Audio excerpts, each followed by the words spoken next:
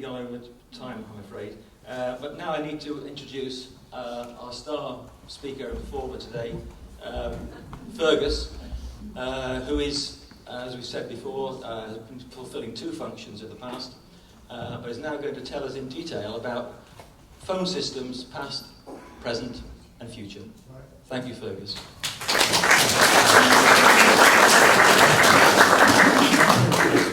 Put my hands on the table and say, Tiverton u3a needs to spend some money on its technical equipment. I underline this yet again. It was pretty griping the headmaster. I had to generate this in OpenOffice because I can't afford Microsoft Project and PowerPoint. And when I transferred it into our laptop, it's somewhat distorted, so I spent a lot of time last night trying to sort the order out and the centering of the slides, so please bear with me. So I need to also get my notes. Right, so we're about to get going.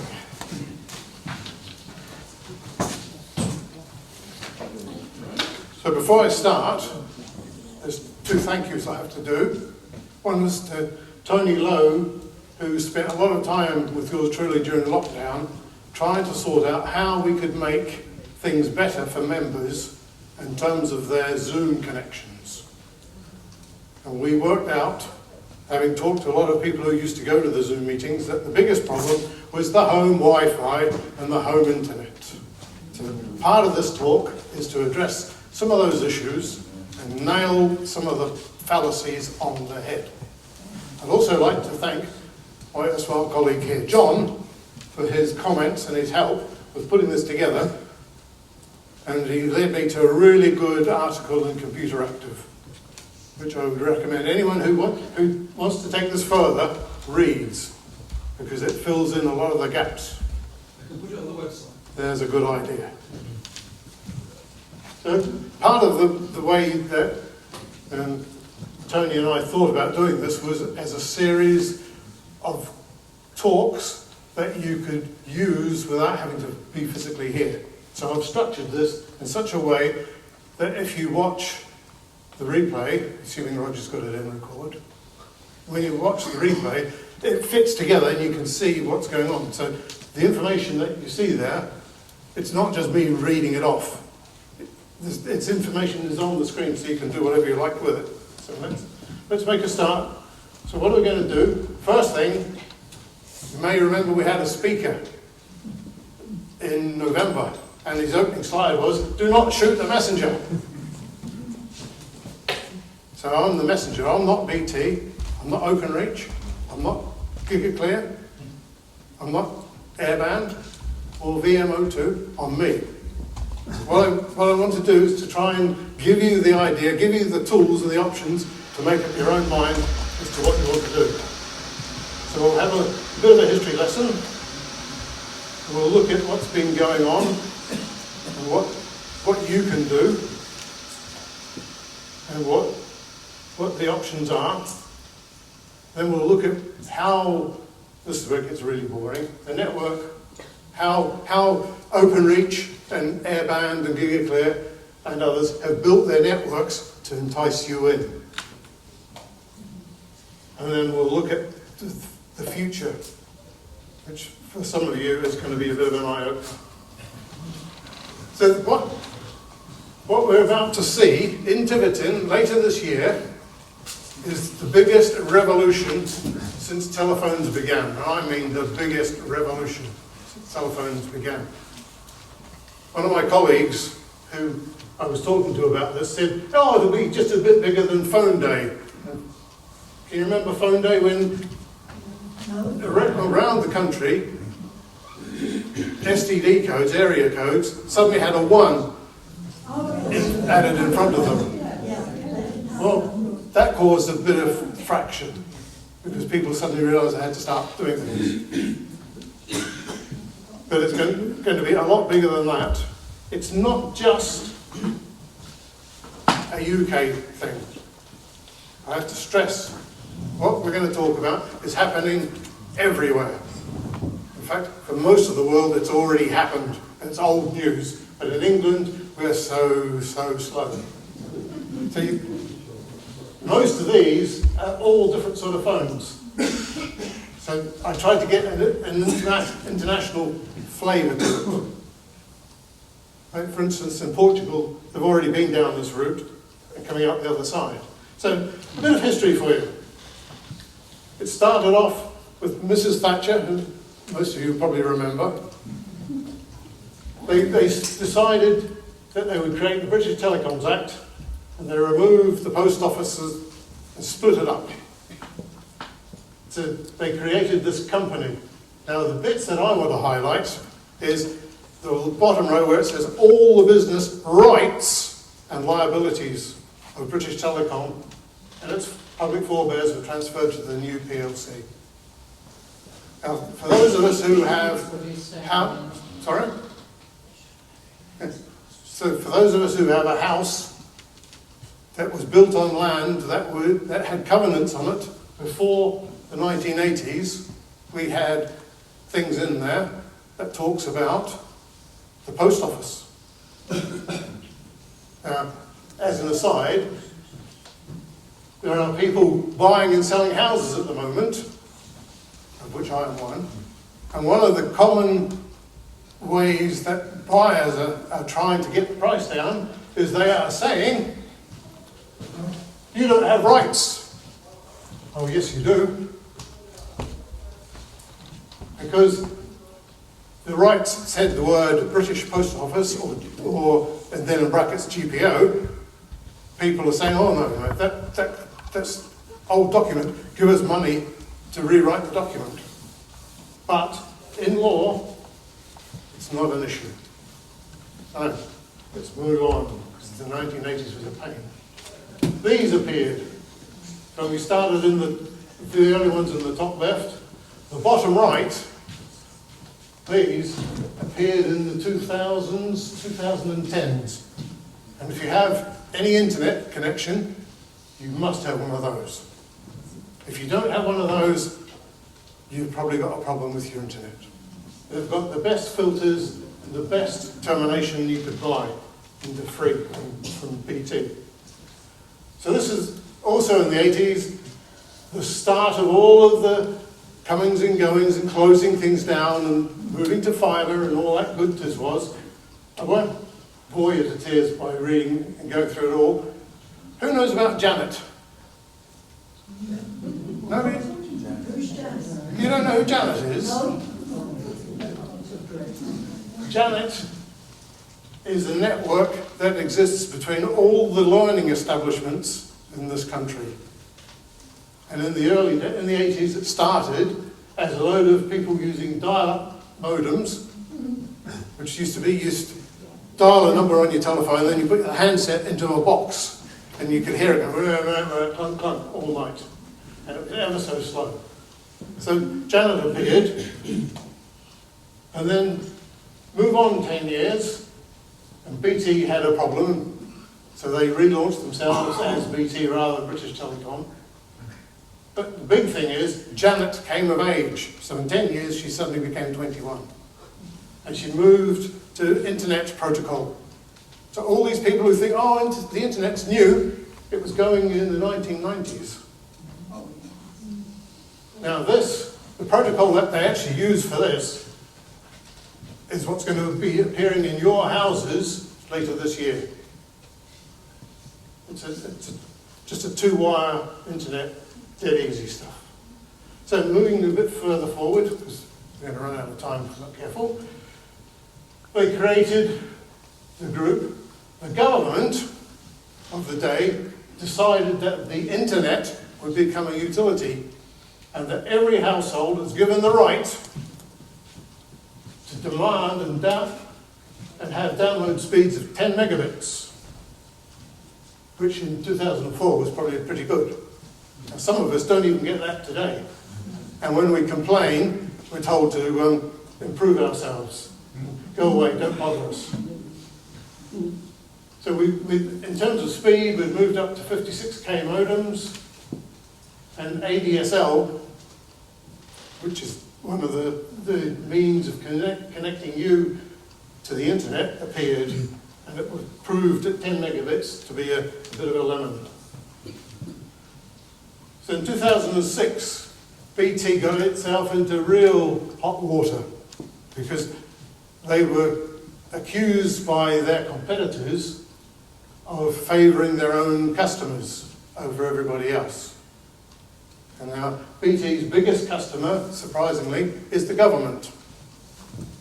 So there was all sorts of to do. So they created a group called OpenReach, which initially was just a division within BT, but it was managed by BT and it sort of worked, but it didn't work.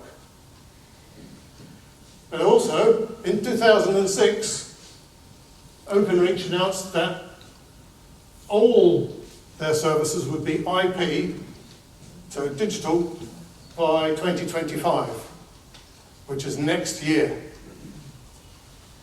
So for those of you with their heads in the sand who say it's never going to happen, it's 2 years away. So they've missed this target a little bit of saying that all services in the future will be IP. Then they're not quite there. So we move on a bit. A new data system was developed, VDSL, which replaced the ADSL, much faster, easier to work. And the green curbside boxes, which you probably all drive past and you don't know what they are or what they're used for, but that's where your telephone lines end up, was a hinge point of making VDSL catch on and take off. Also, 3G phones, for those who remember them, were the things to have. Now, 2016, my mate Boris made a big pledge that 2025, everybody would have fibre. He made a big thing of it because he knew he was being forced by this EU directive the year before. Now, also in 2016, we had by-election, we had a referendum. So he knew he was going to squeeze out of that. So in the meantime, they formed groups headed up by the county councils. Now down here, Devon and Somerset got together and they formed an organisation called CDS. And it's not the shopping place in Exeter, for those who've been here in a while. It's called Connecting Devon and Somerset, and it's a group that has divided up the area, and they tender with BT, Airbound, GigaClear, and whoever else for the right to run the fibre in that area. At the same time, BT, to get this work, had to separate off OpenReach so that they could bid separately. Now, in 2018, that EU directive was enacted in the UK. Boris thought he'd got away from it, but in their severance, it managed to slip in. So he got free money. So he was happy because he was still getting his free money. At the same time, OpenReach announces a new plan to close all of the analogue telephones, which is what most of us probably have, in 2025. And I remember sitting at a desk and talking to one of my work colleagues in 2018 saying, they'll never do it in that time. No, it's impossible. There's too much to do. So anyway, very quietly in 2020, they held some trials in Salisbury and Mildenhall. Now they chose these two towns for whatever reason. They wanted to find out what people wanted and who would be taking up what services. The people of those two towns did really well because they got free fibre. Really good idea. Now it gets really interesting. So we've got all this noise about analogue telephony products because they have to obviously stop selling them because if they're going to close the service down, they don't want to be selling stuff as they're pulling it out. They also announced, and this one, the closure of telephone exchanges was really subtle. It was announced by Openreach quietly, so that you didn't really get to hear about it unless you were in the trade. And then 2020 to 2023 was also the period of the pandemic. And in that time, data use trebled. So that really was the demise of the telephone. It's just not fit for purpose. And in 2022, BT suddenly woke up and said they'd be migrating in 2023. And the colleague I was talking to, I had to buy him a beer because I had a bet with them to say they wouldn't be doing it. But they are doing it. Parts of the country have already moved. And because it wasn't very well handled in my view, it could have been done better, they got a backlash. And we'll talk about the backlash and what was going on a bit later on. But on the 5th of September last year, 2023, Openreach issued no more sales of analogue. So if you're moving house, as long as you're moving in an area where there hasn't been any fibre work, you can get an analogue telephone. But if you're moving to a new area or to a new house, say for instance the new houses down by the link road, they've got fibre in them, so you will have a fibre service. You can have an ordinary phone number, but you will have a fibre delivery to your house. Now, this is where the revolution arrives down here. So the southwest in BT speak is the same as the government southwest. So it's everywhere from Bath and Bristol in the north down to the Cornwall and the Scillies in the south. And this is going to cause us a load of grief and aggro. So there's three things going on that I'm trying to bring together in this talk. The closure of the telephone exchanges has been redrawn in terms of, it's been given a nice glossy name, the Copper Circuit Withdrawal Project. It's a nice way of sweeping it under the cover to say we're a bit late, but we're going to try and meet our target of 2025. And it's a deal between Openreach and the larger telecoms market. It's not just BT. Now, for anyone who really knows what I'm about, I've been pushing to get fibre in Tiverton, and especially to my house, for a long time. But BT missed their target of 2025, and that's now 2030.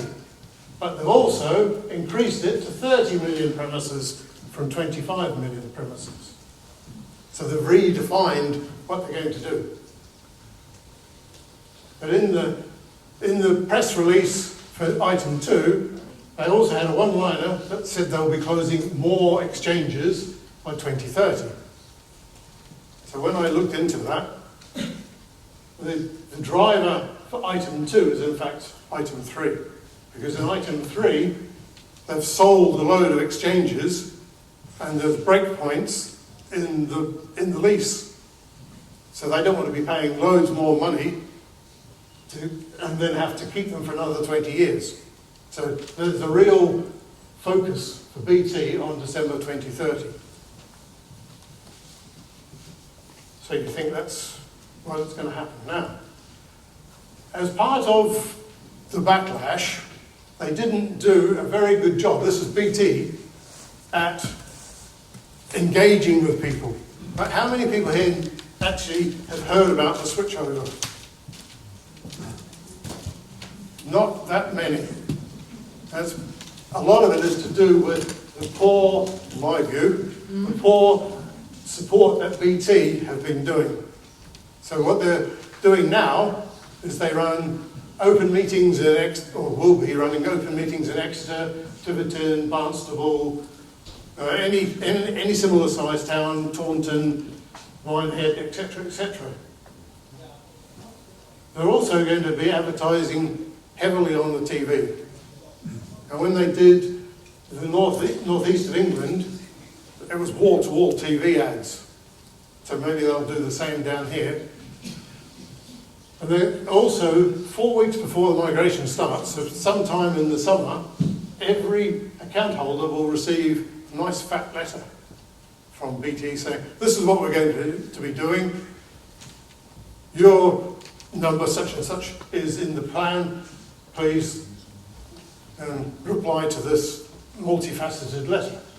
There's a load of yes, no's and comments that you have to fill out. So in advance of the migration, they're going to be sending you a little box for you to power up, which we'll come on to in a minute as to what it is and what it does. One of the issues that they had was there are a finite number of people who work for BT and they can't go everywhere. And they've had such a backlash from people saying, my internet doesn't work, my phones don't work, how do I dial the number, how do I program the box? But they've decided to join up with AbilityNet, who are working alongside BT, going around sorting out people's issues. Now, who's heard of AbilityNet? Yes. Well, there's one person, that's yours truly. Right, AbilityNet is a help, free, underline the word free, help that's available to anybody over the age of 60. This is taken off their website. This is what they talk about doing. And I'll only use this word once. I won't use it myself, but you can find them there. You can also find a lot of information there. They're an excellent service organisation. I have to say that because I'm one of them.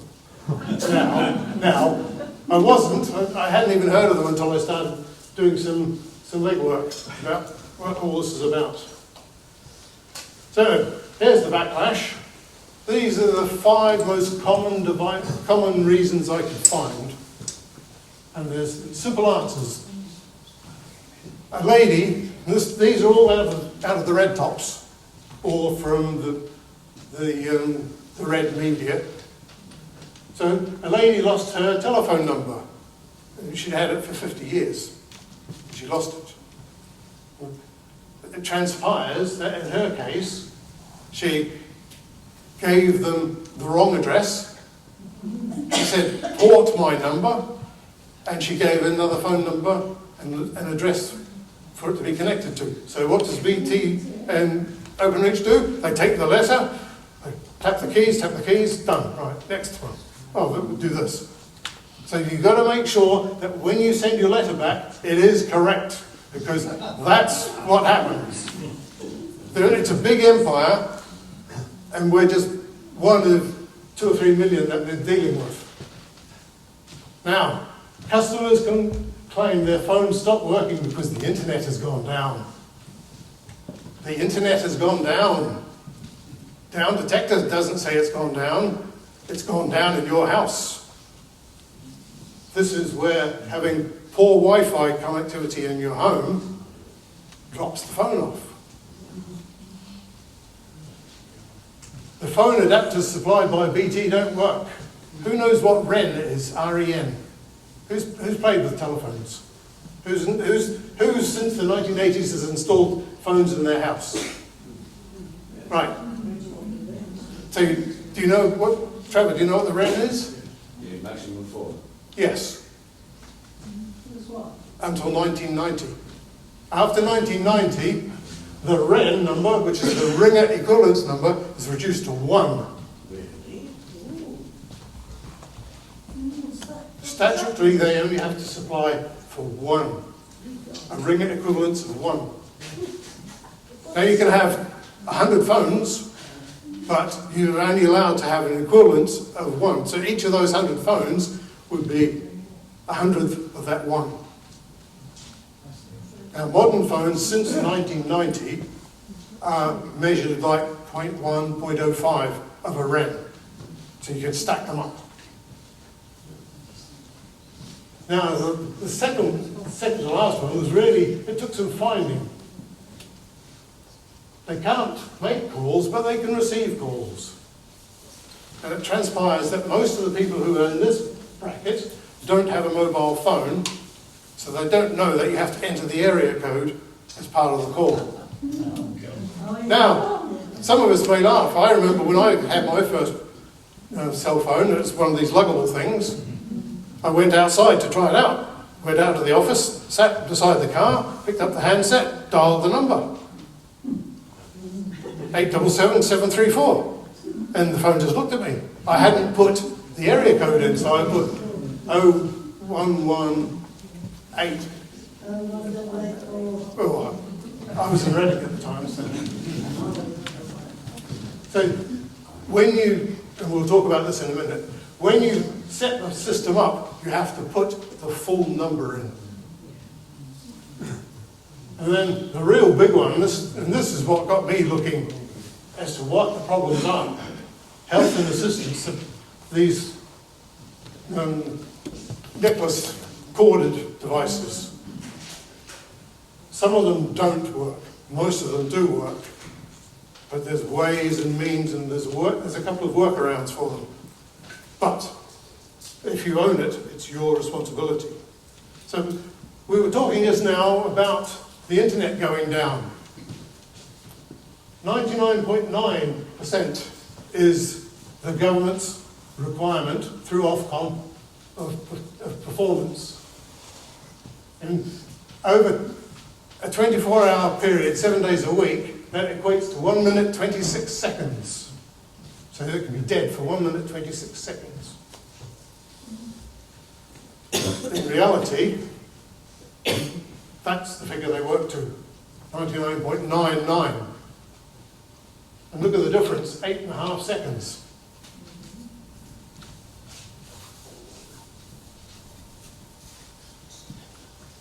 Nice G&T. Right.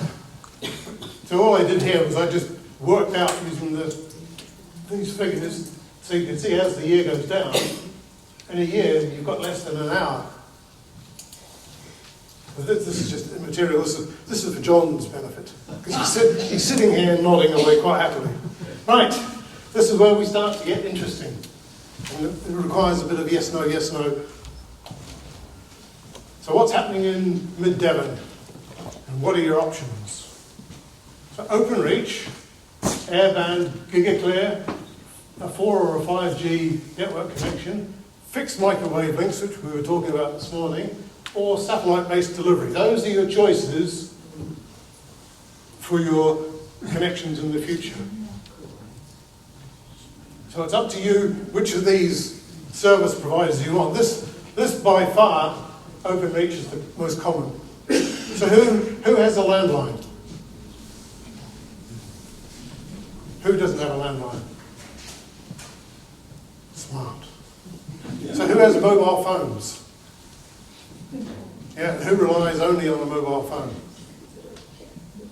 Even smarter. So, OpenReach are the builders of the network that exists in the streets around here. They sell space on that network to 400 companies like Sky, TalkTalk, BT. BT, as far as OpenReach is concerned, is just another customer, right? They're their biggest customer, but they are a customer. So you can also add Zen and loads of others. But not all of the physical interface people up here, the comms providers, are in the business of selling to the domestic market. I worked for 2 years for a company that you probably have never heard of, and yet they're OpenReach's second biggest customer. And we were under the radar, but we had great times. So there's, under Boris's agreement to provide fibre installs around the country, the CDS group decided to let airband and gigaclear have 3 lots. Airband have got effectively east of the M5, and GigaClear have effectively got, sorry, GigaClear are east of the M5, and Airband are west of the M5. So that's just a general idea. So they are allowed to run cabling, fibre cabling, in the street and to your home. Now, because Boris is such a nice guy, actually it was not Boris, he had to do it. He didn't want to, but he had to do it. Under the EU directive, all of the suppliers, so OpenReach, Airband, GigaClear, have to provide capacity in their system for their competitors. So this is one of the big drivers for OpenReach having to be separate, because BT would never get any of these lots to run cabling down your street because they were, you know, nobody else is coming with us. So to make it possible, the directive says that the companies have to work together and they have to provide capacity. Now I live in Ashley, which is in the middle of nowhere, and we have a fibre that runs to the end of my drive. That fibre has 26 so by fibre I mean it's a bundle. It's got 26 individual fibres inside it. Yet there's only 6 houses. Work it out. It's because Airband have to provide some of that fibre capacity to anybody else who comes along. So it's a swings and roundabouts. Now 4G and 5G, mobile phones use 4G and 5G. And it's an easy way of getting on the internet. It's an even easier way of getting another phone number, which can be free of international calls, which we'll come to a bit later on. The other way of doing it is, before Airband really got going with fibre, they used to offer fixed microwave links, little dishes, on churches and towers, and there used to be a system over the back here, run by a firm in Morchard, Cruz Morchard. They used to sell capacity around Tiverton. So they do exist. They're not the cheapest, and you have to buy a box from them and you're well and truly locked into whenever they want to lift their prices. The other way of doing it is satellite. See, you can buy a box from Elon Musk as one and pay £70 a month for the privilege, or you can go to just satellite and pay £36 a month and have a satellite experience with latency, which means it has to go, the signal has to leave you, go all the way up into the sky to a geostationary satellite, so it's up far enough that it's always above Tiverton. So as the world goes round, it goes round at the same speed, so it's fixed. And then it has to come all the way back down to the BT tower. And that creates too much latency, it's seconds. So if you're doing anything, it's just a waste of time. Right. So you still have time to change from OpenReach. Now, what we're going to talk about now is really for BT customers. Sorry, you can go to sleep for a few minutes. And I have to point out this. Oh, what's that, Pat? BT customers will not see price service changes. That's a statement from BT. Woe betide anyone who at the end of their contract doesn't see a substantial price rise. My view, I can't see how they're going to justify carrying on at their current level. So before the migration, and what I mean by migration is when all these people come in and you get this little box and you get this letter saying, we're going to do this. Before that, so in the next 2 months, 3 months, you can make a decision. You can stay with OpenReach as the hardware, and you can keep your talks and your Zens and your Sky or your BT for your calls and your internet. So nothing changes. You can move now to what are called altnets, which is airband or gigaclear. It's an old name, altnet, but it's used around the trade to differentiate between OpenReach without using the word OpenReach and giving them free advertising. So on airband and gigaclear, they both offer telephone services. So you're not an internet-only organisation.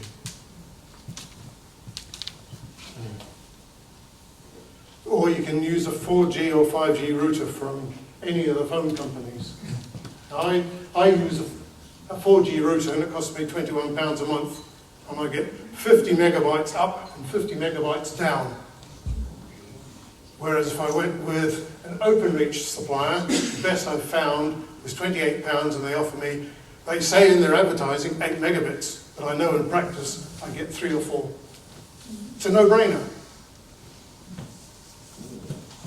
But at the moment, I have a BT line because I have a telephone on it. But I'm going to move it, as you'll see. So I have one of these little boxes. It fits in the palm of your hand, it sits on the windowsill. It's got a connector on the back for my home network. The aerials for its reception sit across the back. And it's got a little bar graph that you can turn on and off. It's really good for illumination at night. They are super bright. Right. So we've talked a lot about the altnets already.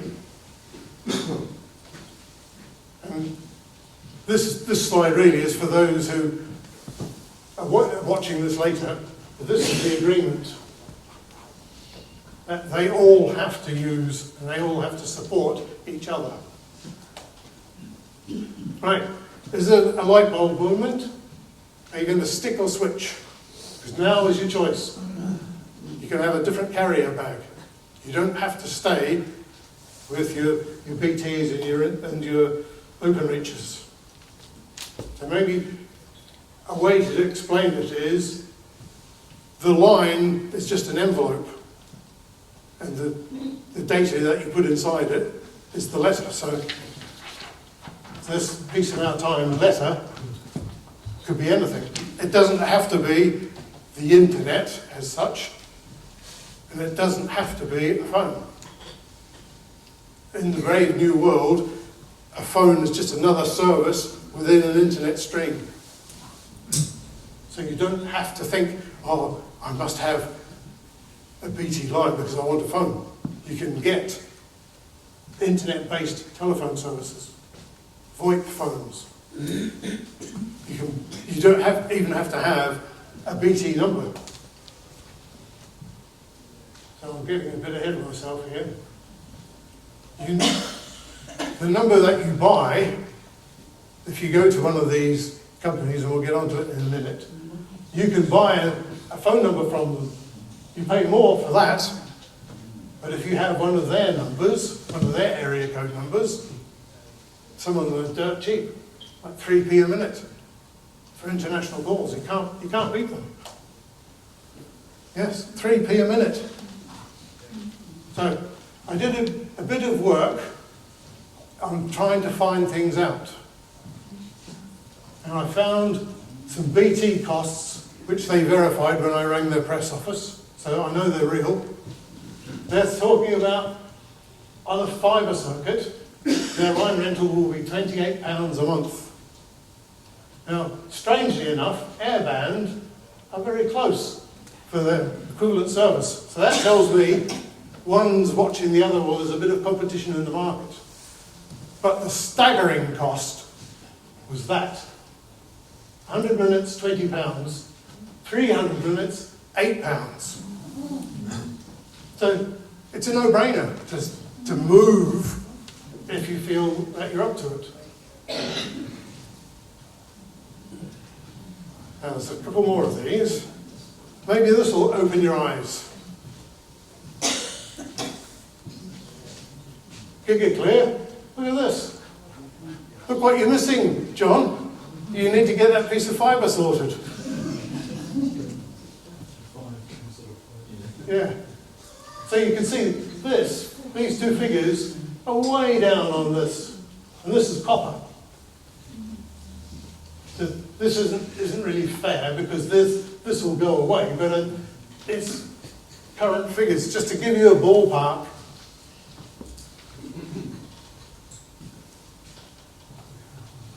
Now, is everybody happy if I use the word VoIP? I was told before, when I was putting this together, to keep the technicalities to a minimum.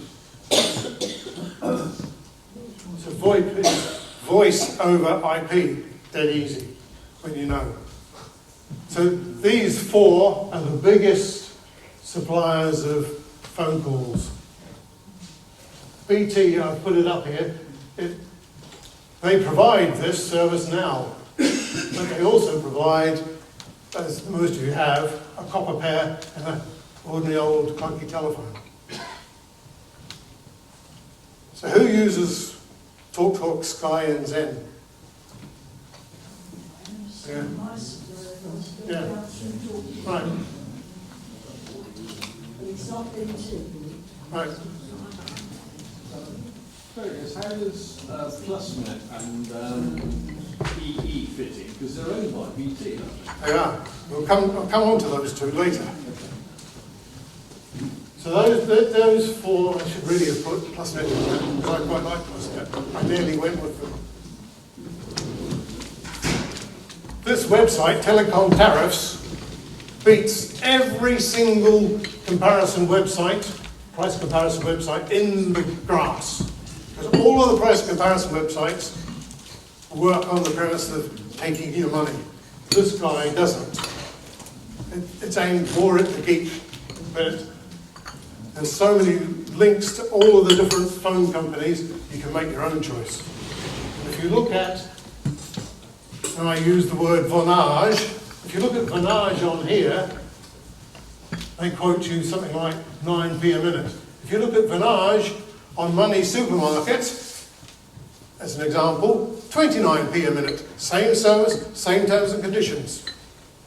Caveat emptor. Right, I'm going to have to go a bit quicker, I think, otherwise I'm going to be told off. So you've got a choice. You can either take the calls away from BT, possibly move your broadband, or you can move everything off to these.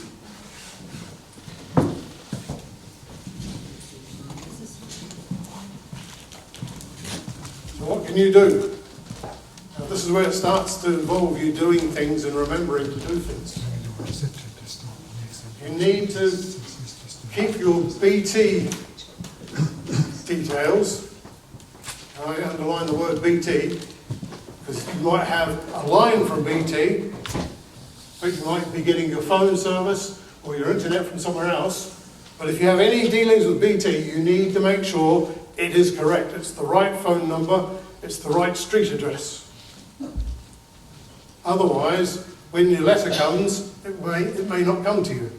You've got to be careful. You can talk to them or email them and confirm and make sure that they give you back the correct address. Now, I tried to make this as simple as I could. There's effectively a number of options. So if you have a BT account with a line rental, plus BT calls, BT internet, so BT Open World or whatever, you're A. So remember that if you fall into that, you're Group A. If you have a BT account with line rental, BT calls, but you get your internet from somewhere else, you're B. Right? Everybody? I was at the high street, put my money in, A and B. Yes, yeah. That's what I'm trying to get to. Now, I've lost my train of thought. So if you have an account and your calls are provided by another communication provider, and your internet is provided by yet somebody else. Now, I know people who do that, because, well, look, I've saved some money by going and splitting them, you're in C. But this one, D, I have to underline this, you're in serious trouble. If you don't, as a group, if you don't know, if you fall into this group, see me after school. Because there's big trouble brewing. No, I'm sorry, young man, I'm not allowed to use such words. It's not PC. So, this is what's going to happen. People, and this was one of the misnomers, people thought that under the button B option they would escape from this. But they don't. BT will still charge this, but it will probably be rolled into your charge from your supplier. How do they justify that? Because they pass it on to OpenReach. It is. It is. Now do you see why I suggest that you move? And read your T's and C's. I say that for all of them. Now button C again, you'll still have your charge, and you may suddenly find that you're not dealing with BT or OpenReach directly anymore. So you need to make sure that all of your accounts for all of your telephones and your internet, or your telephony, or whatever you want to call it, are all up to date. And button D, see me after class. So I've already tried to underline this, but you need to make sure that your details are correct, because those are the only details that the likes of BT will have. Now, I talked earlier about health devices and call systems. Document with all of these guys that you have these. So security systems, things like burglar alarms, things that you forget about, Alexa, all sorts of things. But make sure medical support, everybody knows your business. Because come the day when the man goes and moves the jumper in the green box, it's gone. Now, a lot of people, I have to be a bit careful here, but a lot of people have support devices and they have them from a third party. The third party is liable to make sure that they work. This is another of the backlash things. And Teresa Villiers, Teresa something or other, the current coffee. No, the current, there's a government minister who recently got all these people together to bang their heads. All they had was a jolly. But one of the outcomes was it has to work after changeover. But to make sure it works, be a bit proactive. This is the u3a. We're a self-help organisation. You help yourselves. The best way forward is to make sure it will work. But if you own the device, it's your responsibility to check. Somebody may provide you with a service, but you own the device, so be careful. And if you need help on the day, ask. On the bottom of the letter that you get, they are now going to be putting space. This is where AbilityNet will come and visit, or a person from BT will come and visit.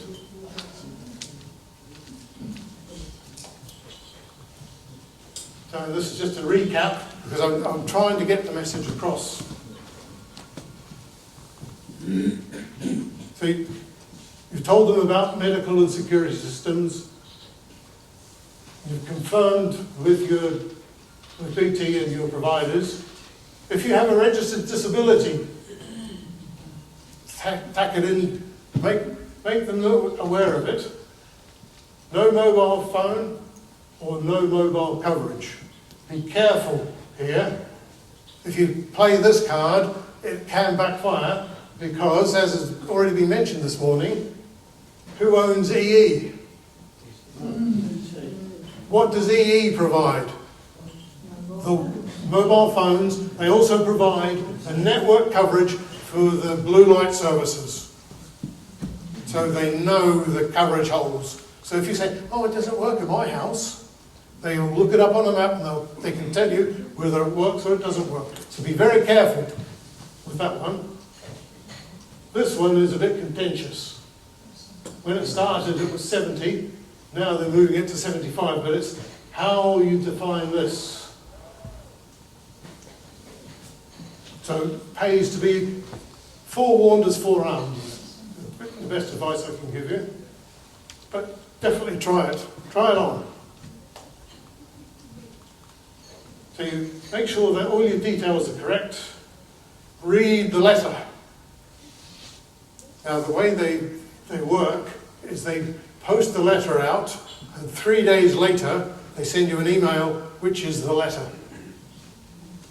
And the email goes to the same account details that they have registered with them. So if your email account and your letter don't arrive in front of your tablet or your box or whatever, there's a problem. But the countdown starts from the 1 month countdown starts from the day they send the letter out. I think the rest of that is taken. This is the bit that we alluded to before. You have to get this in writing. If you don't have an agreed legacy approval in writing or as an email, then you just, like the rest of the world, you're just going to be another number that gets moved. If you get a legacy approval, it's like paradise for 6 months. You don't get bothered by them. Right, so we've talked about this bit as well. So this bottom bit is the legacy, and yet again, chase it up. Make sure that they know who you are. Be a pain in the proverbial with them. But if you can get that legacy approved, you're home and hosed. But BT is stating, or BT/OpenReach, is saying they won't proactively, so they won't just go ahead and do it. They'll follow you up, chase you up on any of these.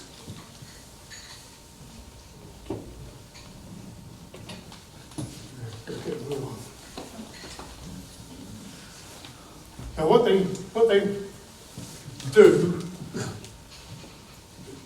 is over a 6 month window, so from the beginning of the summer through to probably January, February next year, you get a period of grace. But if you don't do anything, so if you're button D, and you're going to stick your head in the sand and I'm all right, my phone works, my bill is paid by direct debit, I don't need to do anything. If you don't reply to these letters or these communications,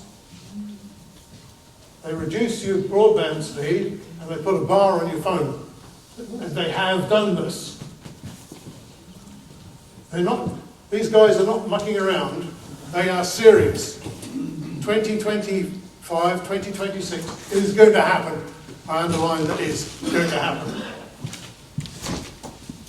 But, unlike a report on GB News,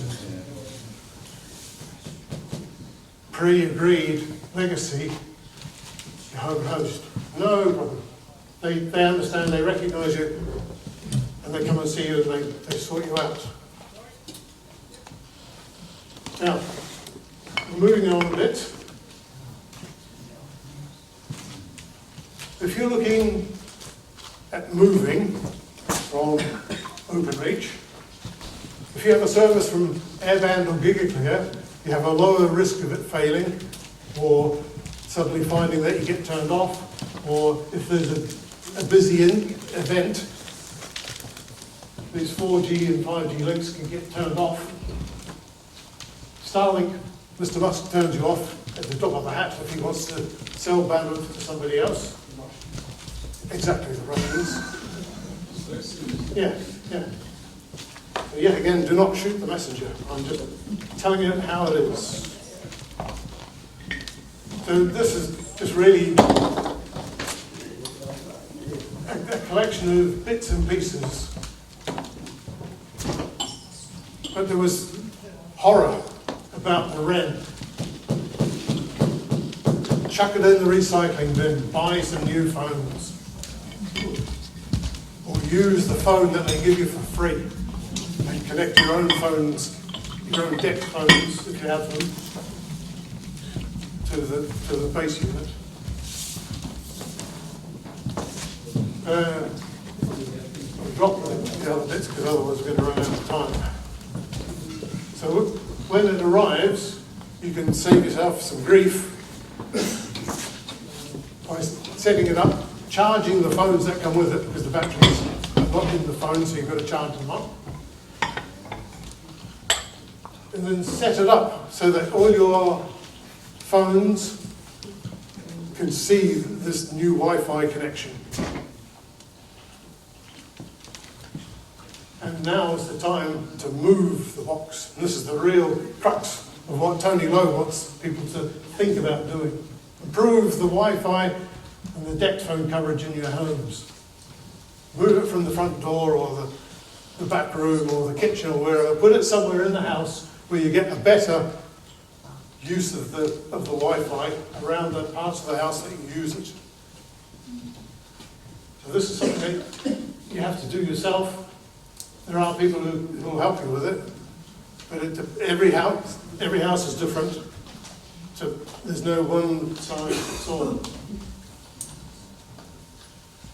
So if you stay with BT and you get migrated onto this WYSIWYRE magic system, there are 4 manufacturers supplying boxes. They look almost identical. Almost. They just have differences in the plastic molding. But the BT offer, as against the VoIP people, other VoIP people is, they give you currently the 1571 service for free. They support 2 simultaneous calls. So I can be talking to John, while Trevor over here can be talking to somebody else at the same time from the same house. At this point, I should point out that other VoIP providers also provide that. And if you get the right one, you can have the equivalent of a FaceTime, all inside your 10p a minute. And this is the closest that BT go to the likes of Apple's FaceTime. But it's only a phone. It's not like being able to see the person. So is it still time to change? So we'll give that a miss because that gets a bit heavy going. This is what you have to do. This box, when you unpack it, you have to plug it into the power. For some people this is an issue because they say when it goes down, when the power goes off, or the internet connection goes off, you can buy boxes that sit in here. And if you get your legacy approval, you get a box that goes in there that us mere mortals don't get. But there's a carrot for getting a legacy approval. They provide the box that goes in here that provides 12 volts for an hour, which is the agreed support time. So all you do is you plug this box in where your broadband was, and away you go. Easy peasy. So who remembers these? These will still work. You plug these into this phone port.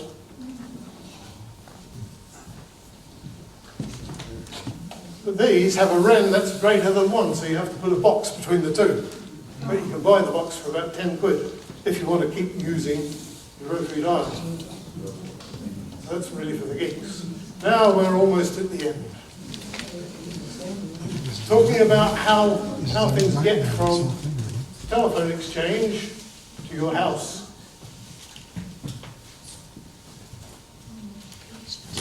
It may surprise you to know that your telephone does not go back to the exchange. It goes to a green box. It stops in a green box. The green box is the interface between us and OpenReach. While we've got this slide, it's an indication of how the network works at the moment. So if you're rich enough and you have fibre, it goes into the green box and comes back down to you as a twisted pair. So this, if you have internet from most of the providers, or you have a phone service from TalkTalk or Zen or whatever, it comes down this route here into this box and into your home. If you have a BT telephone number, it starts here, goes to the green box, and goes via one of these other routes. This is just a typical indication. The nice lady at OpenReach gave it to me. The wrong way. So this is what's in a typical green box. And this is where it really gets interesting. This is where your line stops. You can see these green boxes, and I apologise for the technicalities of it. But these green boxes are your feeds of Sky or TalkTalk or Zen, whoever. They buy space in these boxes, which effectively are a piece of fibre in and a load of copper out. The current production models of these have 128 copper ports on the back. Now, the ones that are employed by Sky and TalkTalk are only 16s or 32s. The 128s are going to be used by BT, because BT in the migration will be coming down here, and this is where they change over between you having a digital line or an analog telephone line. So when we move over to the new technology, to the new digital service, the VoIP phone, it will come down this line from the exchange into here. So all of this goes away. Now these are big fat multi-core cables. They're huge, some of these. And removing these from the network is the big issue that OpenReach has to rolling out fibre, especially in Tiverton, because Tiverton is blessed by a bridge that they can't put any more cable over, as it's put to me. So what's going on beyond the switch off? So everybody agrees with that phone number? No. The good news is all of those exchanges from Bickley, Craddock, Plumpton, Kentisbeare, Plumtree, Rackenford, Sanford, Petherborough, Weatheridge are all going to be sold. And who knows where, apart from John, who knows where Craddock is? Yeah. Craddock is Ufcombe. Yeah. So these exchanges are all going away with the move to fibre. So by 2030, they will have gone. In fact, by 2026, they will all have gone, because they're listed in the first group of breakpoints for BT. So fibre will happen in Tiverton, whether you like it or not. If you're curious about it, you don't believe me, and you like using YouTube and surfing the web all night, search for BT CDS Bickley. I rest my case. Because Bickley is all fibre. All fibre. So we've talked about that more or less. 30 seconds. When the fibre world comes along, they're going to be putting these splitters, green boxes, these will all go away, and there'll be these fibre splitters which will feed everybody's house. So everybody's house is going to have a visit, and everybody's house is going to get a piece of fibre, or 2 pieces of fibre, depending on if you like them in the wall.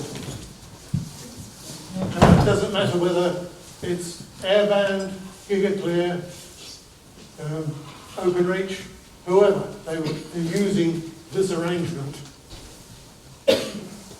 Now, 32 is a common split today, but in the future, they're going to 64s, and the real, as an aside, did anyone see the news yesterday about the BT Tower? This is what's replacing all the connectivity out of the BT Tower. So going to serious amounts of business.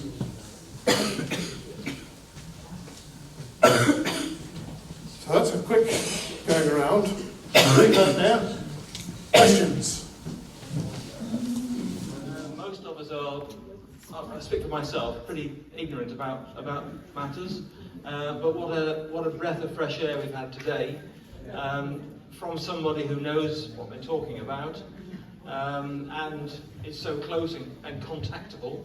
And I do suggest that, with deference to Fergus and his timing from now on, maybe you take up individual contact with him if you have individual questions that you want to raise.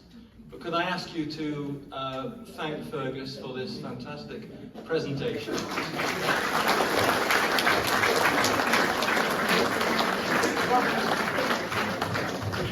Ladies and gentlemen, thank you for attending. I'll apologise once again. We've overrun, but that was partly